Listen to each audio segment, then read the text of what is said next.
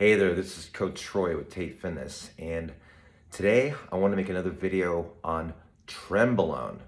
Now, this topic happens to be why is Trenbolone best used during a pre-contest phase? So, first of all, for the viewers who don't know what Trenbolone actually is, what is Trenbolone? Well, Tren is an androgenic anabolic steroid, and it's part of the nondrolone family or nondrolone group of steroids, and it's a 19-nor derivative. There are also different esters to take into an account. Trenbolone acetate would be one of the esters, which is the fast-acting Trenbolone, which is mainly used during the pre-contest dieting phase, which I'll get into here in a little bit. Also known as Phenoject or Phenoplex. Also, Trenbolone hexahydrobenzocarbonate, which was the Trenbolone hex or the hexabolone, and the parabolane. Back in the day, we called it the Tren hex or the break-off ampules. They were 76 milligrams per break-off ampule. They were very popular in the 90s. That got discontinued in 1997. So there's no more parabolane. And then last but not least, which is the Trenbolone enanthate, which came out only in the black market, never prescribed for human consumption or even for veterinary purposes, called the Trenbolone, which is produced by British Dragon. I think that was in 2004. So now back to the original topic, before I got off topic here and went on some history brief on what Trenbolone is. Why is it best used on a caloric restricted diet or pre-contest diet rather than, say, in the off season or used for that vector, for that performance? Well, it's definitely known that Tren is the best anabolic on the list for recomp purposes. It basically does it better than any other anabolic DHT derivative.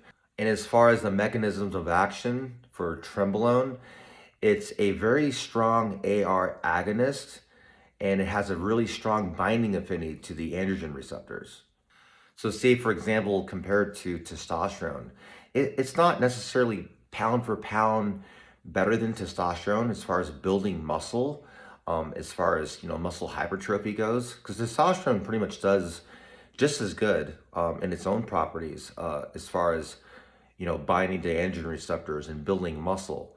But what Trenbolone has the advantage of, rather than testosterone, it has a better anti-catabolic effect of basically preserving the muscle system while dieting on that pre-contest phase better than testosterone, due to its properties and its binding properties. And it's mainly through the binding properties of the anti-catabolic properties of the glucocorticoid receptors. So it binds to glucocorticoid receptors and acts as an antagonist to glucocorticoid receptors, see? So that binding affinity is one thing that testosterone doesn't have. It doesn't bind to glucocorticoid receptors like Trenbolone does, especially as an antagonist to that. And it's also an antagonist to skeletal muscle binding for glucocorticoid receptors as well. It suppresses the expression of glucocorticoids. It also suppresses the levels of glucocorticosterone and cortisol in the body, while at the same time inhibiting the binding affinity to cortisone. So therefore, Trenbolone has more of a significant and robust inhibition to muscle protein degradation than testosterone does. And that's why, anecdotally speaking, Trenbolone works so well during the pre-contest phase, more so than leveraged in the off season. So the three main points, and something I already went over just now, but I'll revamp it and go over again. The recomp phase that Trenbolone does. Number two is this powerful AR agonist that it is. And then number three would be the powerful anti-catabolic effects that the Trenbolone offers. And again, I'm not a doctor. I'm not a medical doctor. I don't have a medical license. I'm not conveying that people should use Trenbolone on every pre-contest diet towards the last few weeks. I'm just giving advice on what I think as far as personal experience goes. And for people that are advocating the use of Trenbolone, I don't advocate any of this stuff. I'm not saying to go take Trenbolone and see how it works well for you. I'm just saying on a notation here as far as my beliefs and my thoughts, that if it were to be used, anecdotally speaking, like I said, these would be the best times for its proper use in just my professional opinion. And I'm only giving you an opinion here. I'm not giving medical advice, like I'm saying. Now, in regards to the off-season use of Trenbolone or the year-round use, since it lacks basically that conversion to aromatase into estrogen, which it's not a substrate for aromatase. No estrogen in the body for a man or for anybody is gonna mess you up, okay? It's gonna be very deleterious and can cause many different downstream side effects. Negative impact and suppression on the HPTA axis, the hypothalamus pituitary testicular axis or gonadal axis, is gonna make and cause hypogonadal symptoms, okay? Due to stopping production of luteinizing hormone and follicle stimulating hormone and production of GnRH, which is gonadotropin releasing hormones, to complete that HPTA axis cycle for luteinizing, like I said, for LH and FSH to stimulate the gonadal axis. You're going to suppress that.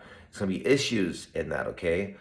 Number two, what it can do, and this is for prolonged use or being on it too long or being on it year round. Now, if you just whip it out for the pre-contest dieting phase, like I just previously mentioned, and you're looking at 5-6 weeks, duration before a show, then you come back off, that might not hurt you so much as far as the ROI or the return of investment, as far as doing the Trenbolone, as it is. But a year-round purpose for months and months and months, you're going to cause that suppression, like I said, to the hypothalamus pituitary testicular or gonadal axis. You're going to cause suppression or deleterious issues and negative impact to your cardiovascular system or your cardiovascular profile. So your lipid profile is going to be crushed, lowering your high density lipoproteins, that's not good, and raising your LDL, your low density lipoproteins. So that's not good either, okay? And it does harm and can affect your liver enzymes, your AST, ALT liver enzymes, okay? So those things are definitely not good.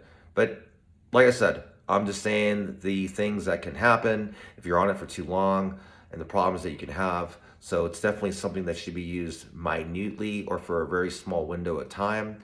Again, I'm not conveying this. I'm just giving you my professional prognosis on what I think and what my opinion is, and just solely my opinion only. So anyways, those are my thoughts. If you wanted more questions on Trenbolone or any other 19-nor derivative or DHT derivative or something from the testosterone derivative family, please hit me up. Leave comments in the comment section. You can email me at the email below. Please follow my YouTube channel at Coach Troy at Tate Fitness. And yeah, thank you very much for watching this video. Take care. Have a good rest of your day, afternoon, or night, or whenever it is that you're watching this video, and talk to you soon. Bye-bye.